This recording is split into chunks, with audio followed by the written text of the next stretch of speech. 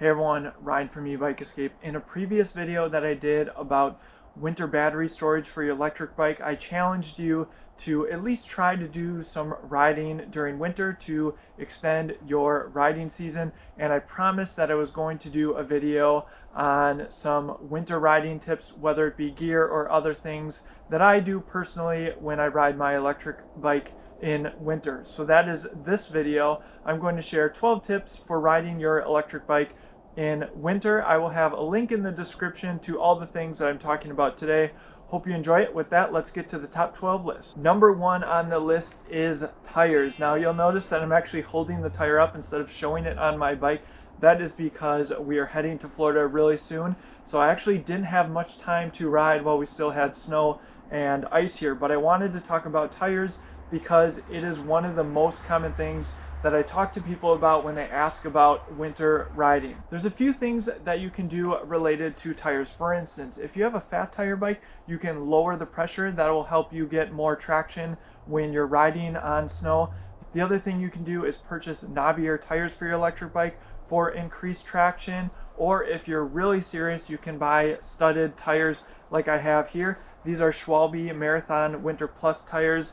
These are 26 by 2 inch. They fit our 2018 Radwagon, which came with 2.35 inch wide tires. And I recommend purchasing studded tires if you're really going to take winter riding seriously, because they can be quite expensive. In some cases, you might not be able to find the correct size tire of your electric bike. For instance, I know that a lot of people on the Rad Owners Forum have been talking about trouble finding tires for their Rad Minis. So those would be 20 inch by 4 inch tires. If you have a Rad Rover 26 by 4 inch tire, I do believe you will be able to find some options. And this is something that you can try out as well. Maybe lower the tire pressure on your Rad Rover, for instance, or any other fat tire bike and see how it goes. But the studded tires, in my experience, really work well for hard packed snow and ice conditions. These tires don't work quite as well when there's a lot of fluffy snow,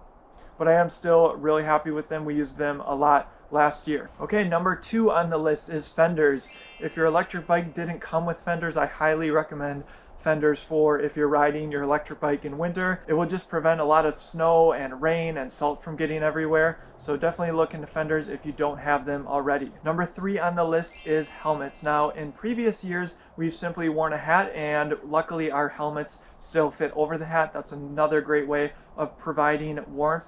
And on serious days in the past, we have used our snowboard helmets. So if you have a snowboard or ski helmet sitting around, you can definitely use that for improved warmth. Again, if you can fit a hat underneath, even better. And when it's really serious, when it's snowing, me and my wife have both used our ski goggles, and that certainly has helped as well. And finally, if you want to get really serious, this is a helmet I actually purchased this year. This is the Bell Scout Air helmet, and it's actually a motorcycle helmet. And what's really cool is it comes with an optional face shield. The face shield is about $20 extra, and I found that was really worth it because you can see that I'm totally protected from the wind. And I've been outside riding with this helmet and I've been really happy with it, although it is a little bit more on the expensive side. If you are looking to purchase this helmet, I do recommend sizing up.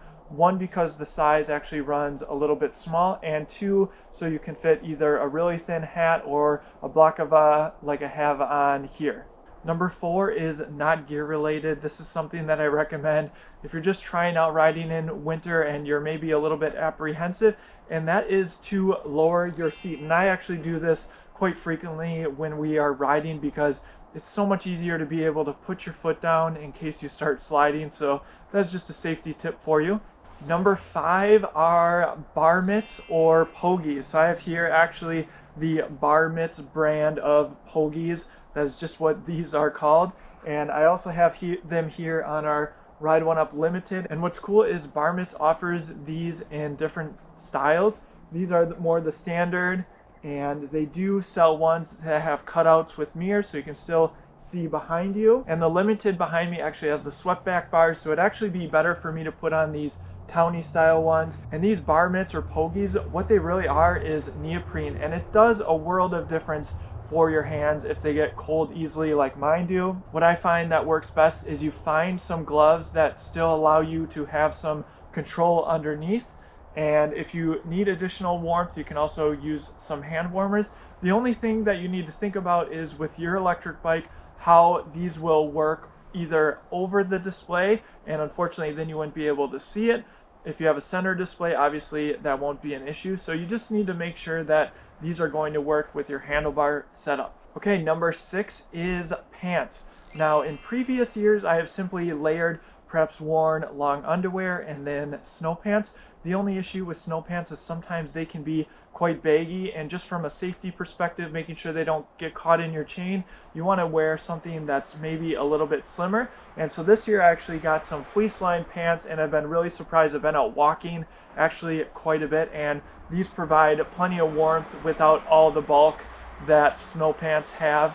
And these actually came from Costco, really affordable. Even if you're just getting outside, I recommend fleece lined pants. And to go along with warmth on the lower half, I actually recently got some Darn Tough socks, and I've been really happy with the warmth that they provide. Number 7 is a neck warmer. You can also, of course, use a scarf depending on your preference. I just find neck warmers are easier, and you saw earlier that I also had a baklava on that went around your head, so you can buy one of those if you prefer. Okay, number 8 is a high quality jacket. Now this actually happens to be a jacket that I used to wear when I taught snowboard lessons, and what I really like about this jacket, besides the fact that it's really warm and protects me against the wind because you are traveling at faster speeds, I do like the high visibility of this jacket. It's also a little bit longer, so it provides a little bit more warmth. You're not going to get any airflow coming up your back because it sits a little bit lower. Number 9 is what you might want to think about wearing underneath your coat. Now my preference is to wear a base layer,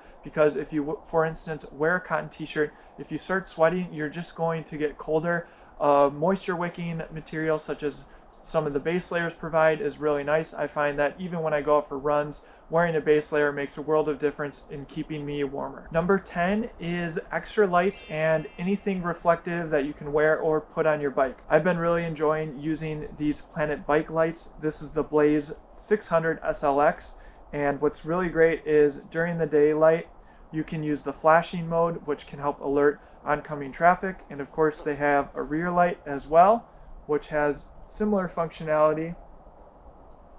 So if you don't already have some rechargeable external lights, this is something to consider. Also, what I like is the reflective strips that come on some tires. You can see here that these Schwalbe Marathon Winter Plus tires have the reflective sidewall. Of course, you can also purchase reflective rim tape. I did that on our Aerial Rider X class, and that just helps cars see you as well. I also have some Ebike Escape branding in the same material on our Limited here. Number 11 is things to think about when it comes to safety. So where we live in Wisconsin, we can sometimes get quite a bit of snow, and with those big snow piles means blind corners as well as narrower streets. So if you're riding on the street or you're coming around a blind corner, I just always ride super slow because people just aren't expecting to see bikes on the road as often in wintertime. All right, rounding out number 12, so you've went for a fantastic ride in winter.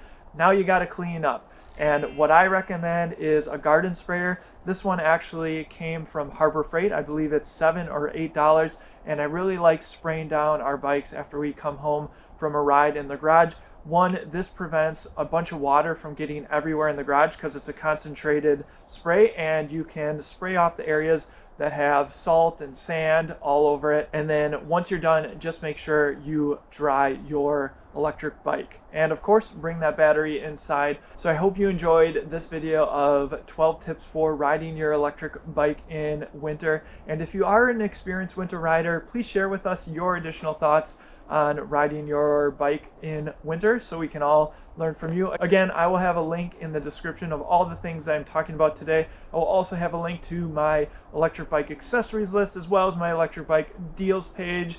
I hope everyone has a great day, and we'll see you in the next video.